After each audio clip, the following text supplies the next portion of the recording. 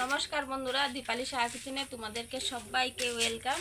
তো আজকে আমি রেসিপি করতে চলেছি। তো মাছের মাথা দিয়ে বানাবো লাউয়ের মুড়ি ঘন্ট। তো কেমনে বানাচ্ছি তোমরা দেখো।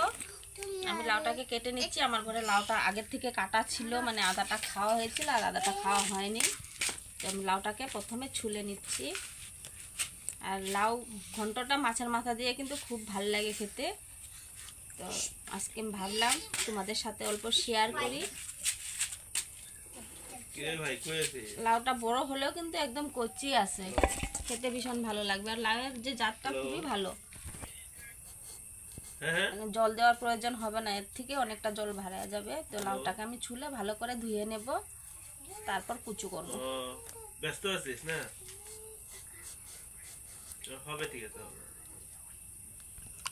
তো লাউটাকে সুন্দরভাবে ধুয়ে নিচ্ছি, কারণ লাউ থেকে জল এমনিতেই বেশি ভারে যায়। আর যদি কাটার পর ধোয়া হয় তাহলে তোর কথাই নেই, একদম জলে জল হয়ে যাবে। তার জন্যে লাউটা ছুলে এরকম সাথে সাথে ধুয়ে কুচো করাটাই ভালো। এবার আমি লাউটাকে কুচিয়ে নেব।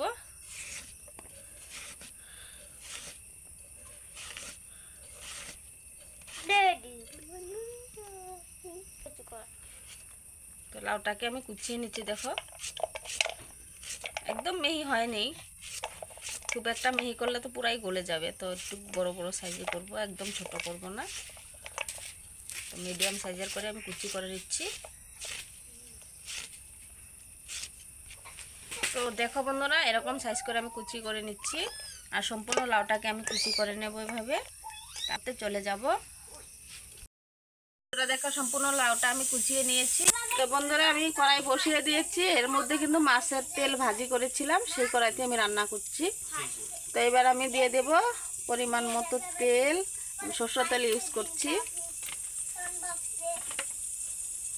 একটু তেলটা গরম হতে দেব। তো বন্ধুরা, তেলটা গরম হয়ে গেছে। এর মধ্যে গোটা জিরা দিয়ে দিচ্ছি, একটি তেজপাতা দিয়ে দেবো। ভালোভাবে জিরাটা ফুটে গিয়েছে। এর মধ্যে আমি এখন পেঁয়াজটাকে অ্যাড করে দিচ্ছি। এবার পেঁয়াজটাকে একটু লাল করে ভেজে নেব। তো পেঁয়াজটা লাল লাল হয়ে গেছে, একদম কালো করার প্রয়োজন নেই। এর মধ্যে আমি লাউটাকে দিয়ে দিচ্ছি, সঙ্গে আমি লঙ্কাটাকেও দিয়ে দেব। লাউটা যখন রান্না করা হয় তখন কিন্তু দেখতে অনেকটাই বেশি লাগে। যখন রান্না হয়ে যাবে তখন দেখবো বন্ধুরা, একদম লাউটা একদম কমে অল্পটুকু হয়ে যায়। তার জন্যে পরিমাণ মতো নুনটা কিন্তু ব্যবহার করতে হয়।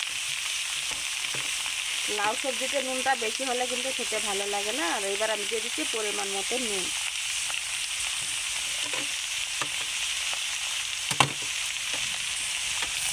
এবার অল্প ঘেটে মিলিয়ে দেবো ভালো করে, সুন্দরভাবে মিলিয়ে।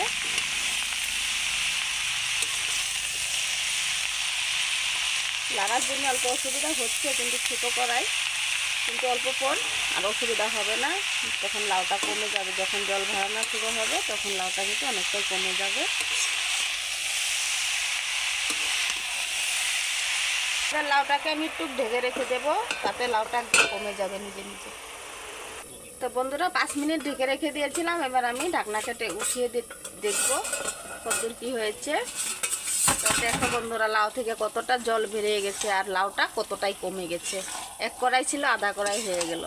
রান্না করতে করতে আরও কিছু লাউ কমে যাবে এখান থেকে। তো এর মধ্যে আমি এখনও মশলা অ্যাড করিনি। তো এবার আমি মশলা অ্যাড করবো। পরিমাণ মতো হলুদ গুঁড়ো দিয়ে দিচ্ছি।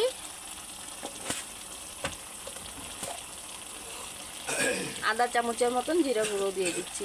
এখানে খুব বেশি মশলা অ্যাড করার প্রয়োজন নেই। বেশি মশলা দিলে কিন্তু লাউ সবজিতে এতটা ভালো লাগে না, কম মশলাতেই ভালো লাগে।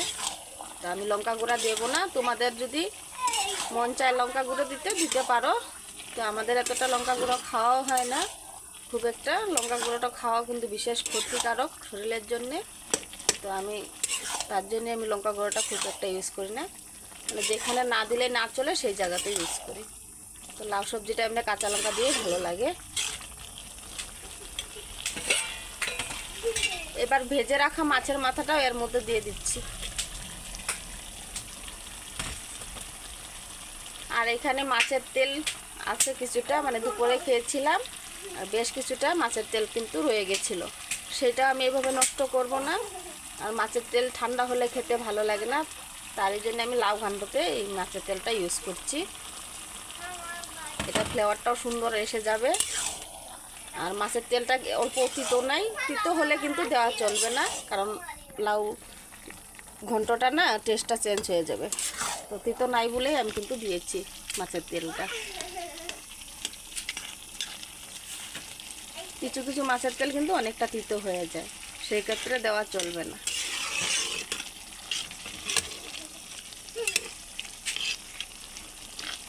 এবার আর ঢাকবো না, এভাবে আমি রান্না করে নেব। আমি মাছের মাথা দেওয়ার পর আর 5 মিনিট রান্না করেছি, দেখো পারফেক্ট হয়ে গেছে। এবার ঘান্টটা তৈরি হয়ে গেছে সুন্দর। তো এবার আমি নামিয়ে দেব।